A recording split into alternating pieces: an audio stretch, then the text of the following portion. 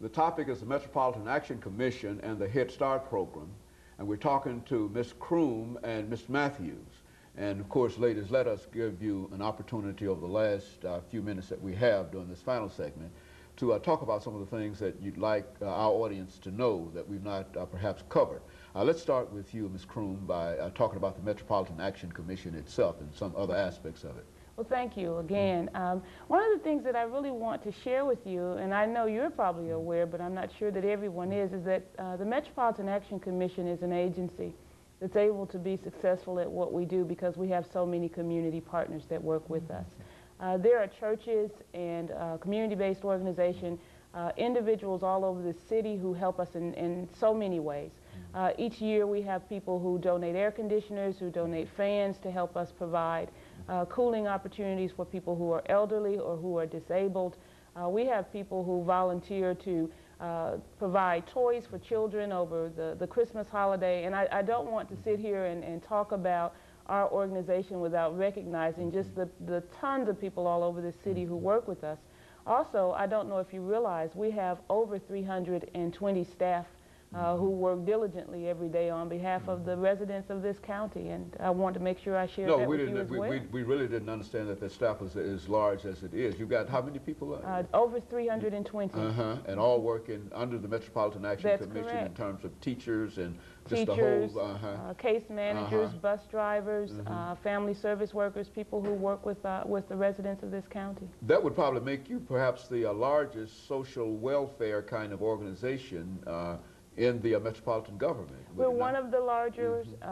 The Metro Social Services, of course, who does great work, is also has a large number of employees. I think just over 250 or so staff people. But we have a lot of great dedicated people who work for us in the city. And of course, Ms. Matthews, you're so familiar with the Head Start program, having sent a child through there, and now the interim director of that program. Let's give you an opportunity to perhaps give us some success stories in reference to Head Start and what has happened. Well, in doing that, I'd also like to make everyone aware that the Head Start centers are all accredited by the National Association for the Education of Young Children, NAEYC, that we are all licensed by the Department of Human Services, and there are a set of very stringent licensing procedures and standards that we must follow in order to operate our program, and we're very proud that we do have the accreditation and that we have met licensing procedures and are participating in the star rating system that DHS has employed.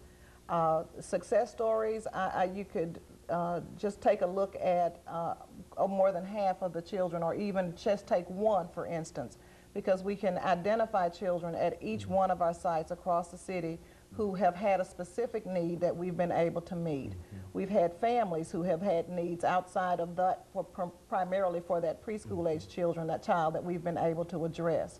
We have identified a child who has been non-hearing in one of his ears for most of his life, and as a result of our screenings, the child was identified, was fitted with hearing aids, and is now on the road to being 100% in the all rehabilitation area.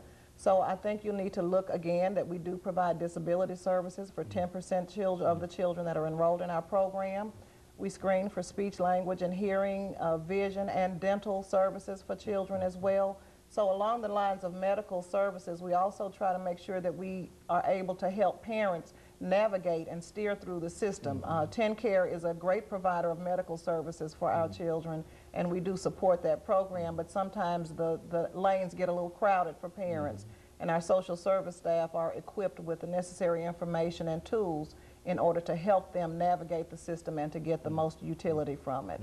Ms. Crooms, you know, we're coming up, I know this is summertime now, but very, very soon we'll be into the wintertime. That's and right. I think that there's a tremendous need throughout the city in terms of shelter and whatnot for people. What do you see as some of the things that could be done in order to help you do the job better than you're doing? Okay. Well, you mentioned the winter time, but I think it's important to share with you that as recently as this morning, when we left our facility, there are lines there today.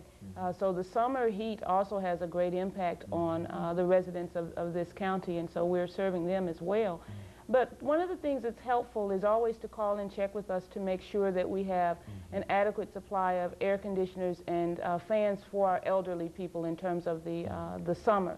In terms of the winter months, just making sure that if there's an elderly person that might need some assistance or a person that's disabled, that you or if somebody has that ability to help get them to our facility to sort of serve as an intermediary for them in case they're not aware of our services. Also, if people want to call and find out if we need them to come in and volunteer or to help in other ways, we welcome them doing that. You know, Ms. Matthews, I think volunteering is a very, very important element in terms of the Head Start program. Let's talk about what you need, even though you're an interim director, but what you would need in terms of volunteers to help you do what you think you ought to do. We need volunteers, and we could use you too to come over sometimes. Very good. We, of course, as part of the arrangement with the federal government, we are required to provide a certain amount of in-kind or contributed services. Toward that end, the volunteer hours that we get from our parents as well as from the community service reps is what we count to help make that match. So it's very important that we have volunteers that come. Parents are always welcome in our classrooms, and we do ask that we get volunteers that come in and are able or willing to read to the children and to help out with the phone sometimes. There are any number of activities to help prepare for the next day's activities as lesson plans have been created and to get supplies and everything ready for the next day. So volunteerism is an integrated part, not only for Head Start, but for Metro Action as well. And through MacPac and through the volunteer program specifically, we really look to you in the community to help strengthen our program, because without the community reps, as Ms. Crooms has already mentioned, we would be really the less for it. So the volunteerism and the community support are very vital to the upgoing of the organization. Ms. Crooms, you know, I'm still concerned about the information that you gave me in reference to how successful the GED programs are. What would you say to those young people who might not, or those people who might not have that GED or might not have that high school education? What would you say to attract them to what you're doing now at the Metropolitan Action Commission? One of the things that I would say to them is that as we've interviewed and talked to students who have successfully completed our program, they've shared with us that they had gone to other programs and been asked to leave or hadn't been successful. What we think we're very good at is being able to really help them sort of learn how to target, you know, and set goals. And we also make it clear to them that we want to take you beyond just having your GED. We really want this to be a starting point toward you continuing with a job, but even also equally as important to us that they have a chance to continue either in college or some type of technical training. And when we have been able to share that with them, our students are happy. Our doors are flooded with people who really are interested in enrolling in that program. Now, is there a cost associated with the GED? I mean, what would a person have to do if he or she wanted to become involved in that program? There is no cost associated with the program. In fact, what the program does for persons who are having difficulty getting there, it provides them with a weekly stipend that might help them with just some basic needs. It assists them with transportation and getting to and from class at our facility. So it is actually designed to help make it easier for them to complete their GED.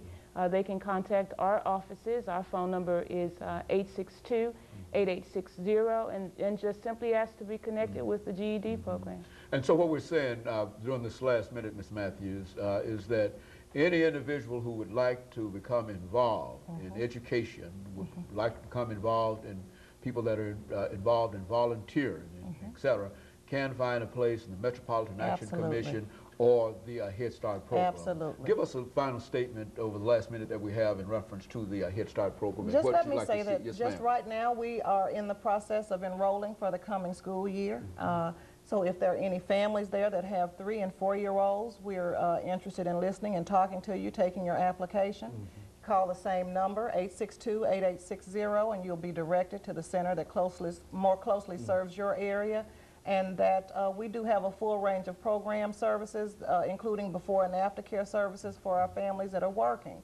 So although there is an income guideline that families must meet in order to participate in the program, we make every effort to try to accommodate those families. What's that income guideline, right quick, over the last 20 seconds that we have? The federal government provides the guideline for us every year, and it's based on your family size and your income, so it is contingent on your family size. Very good. And of course, Ms. Crooms and Ms. Matthews, let me thank the two of you for coming by and giving us that excellent information. And let me encourage our audience to tune in again next week for another informative edition of Comments. Thank you and good morning.